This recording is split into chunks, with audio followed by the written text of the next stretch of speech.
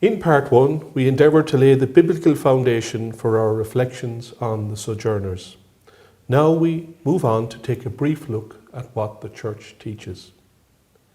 And again to remind you that references to all the quotations used in this presentation will appear on the screen. And they're also contained in the presentation leaflet that you can download from the SMA website. What does the Church say about sojourners? First of all, Catholic social teaching emphasizes the fundamental dignity of each and every human being. Every person is priceless. Human beings are worth more than things. Hence, immigrants, refugees, and asylum seekers, they have rights and also they have duties. All countries must ensure that these rights and duties are respected to the same extent as for their own citizens. The gauge of the values of any institution or country is whether it threatens or enhances the life and dignity of the human person. Catholic social teaching also emphasizes solidarity as a fundamental principle. The Christian understanding of solidarity goes beyond a vague feeling of compassion for the troubles of people, be they near or far.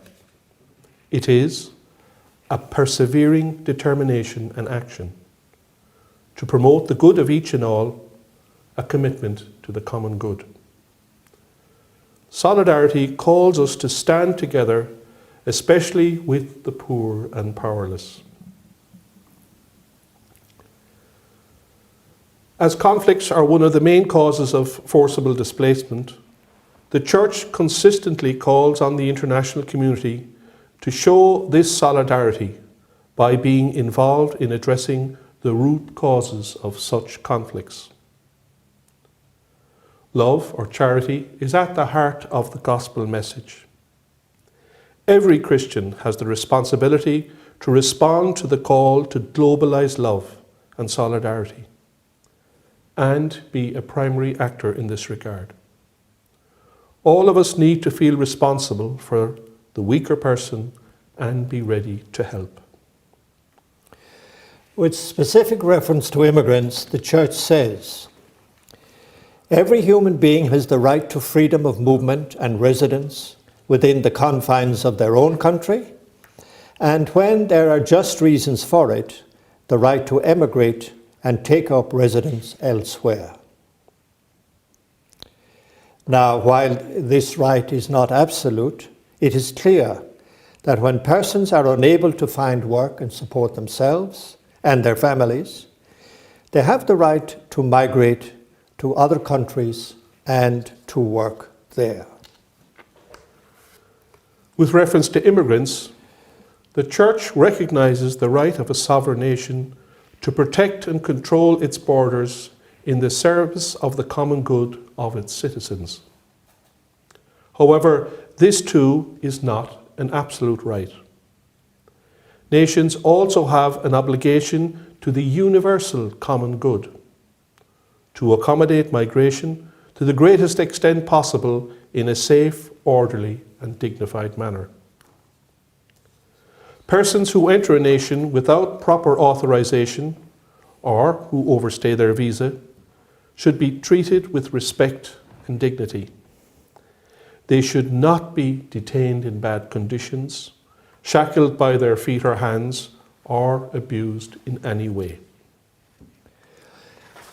With reference to refugees are people who flee their home countries because of fear of persecution. They must be afforded safe haven and protection in another country. And protection must not be limited to a guarantee of physical integrity. It must be extended to all conditions necessary for a full, dignified life.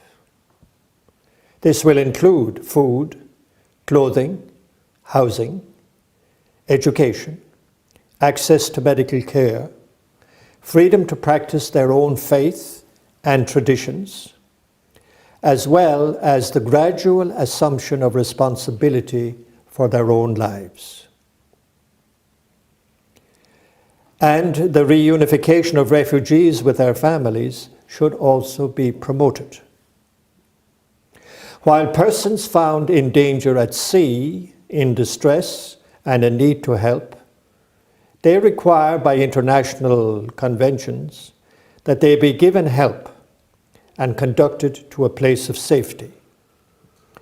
Only after this can requests for asylum be examined. What does the Church say with reference to asylum seekers?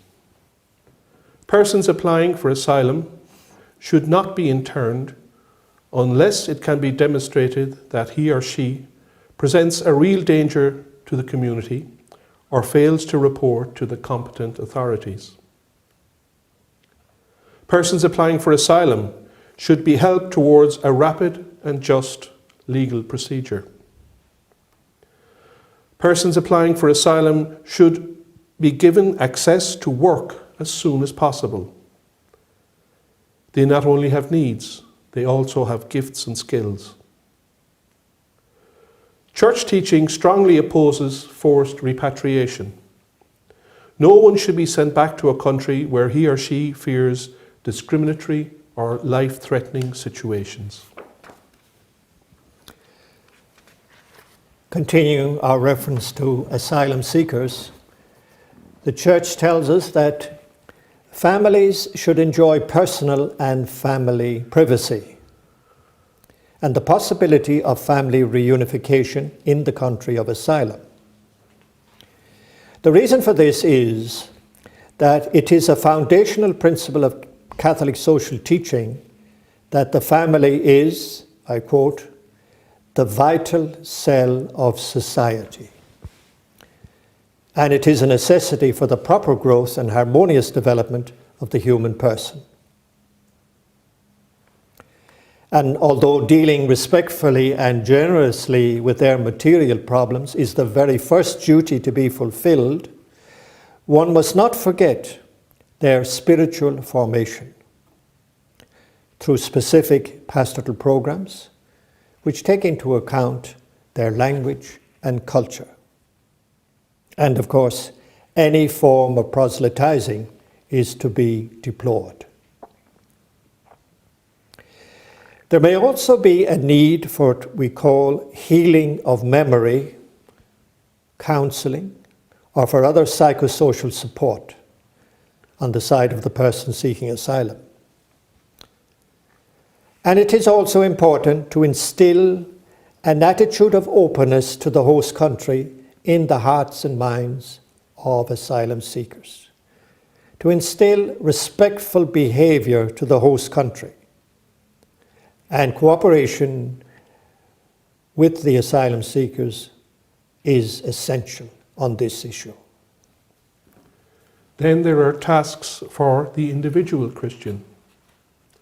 Bringing the Church's teaching down to the practicalities at the personal level, the tasks we are called on to make are saying no to silence and indifference, saying no to all forms of xenophobia, offering welcome, hospitality and solidarity, making personal contact with migrants, refusing to accept the exploitation of immigrants to distract attention from domestic problems, and not allowing immigrants, refugees and asylum seekers to be made scapegoats for the ills of society. Moving on from the individual requirements and demands of us, we now look at the parish setting where many of us are located. And at the parish level, the tasks of offering welcome, hospitality, solidarity and assistance are needed at very many levels. Initially, to form volunteers to begin and continue a ministry of welcome. Then providing sensitive pastoral care, which takes into account the language and culture of the migrants. Enabling all sojourners to become agents of evangelization themselves. And among them also, what I have mentioned, instilling respect and openness for the culture of the host country, while participating with specialized agencies and other parish groups with similar programs will help to smooth the way. And on the parish level, there may also be need for defence of rights of individuals and groups. And it may be helpful to liaise with organisations that do this. Denunciation of injustices. Action for laws guaranteeing protection. Provision of scholarships, if required. And as we've mentioned already, provision of counselling, and as we have called it, the healing of memory. And finally, provision of emergency funds. By way of conclusion, we have become accustomed to immigrants coming to our shores during the past 40 years. But the year 2015 saw massive movements of peoples, particularly into Europe. And much of this has been caused by forced displacement. We have seen dramatic scenes on our television screens, and we continue to do so. Now, in advocating on behalf of immigrants, refugees, and asylum seekers, we are aware of the challenges which are posed to the host societies, including Ireland. There is need for motivation, management, and regulation. On the other hand, our position as Catholics, as always, is based on Bible teachings, the Old and the New Testaments, as well as on the consistent social teaching of the Church. And now we leave you with this quotation from Scripture.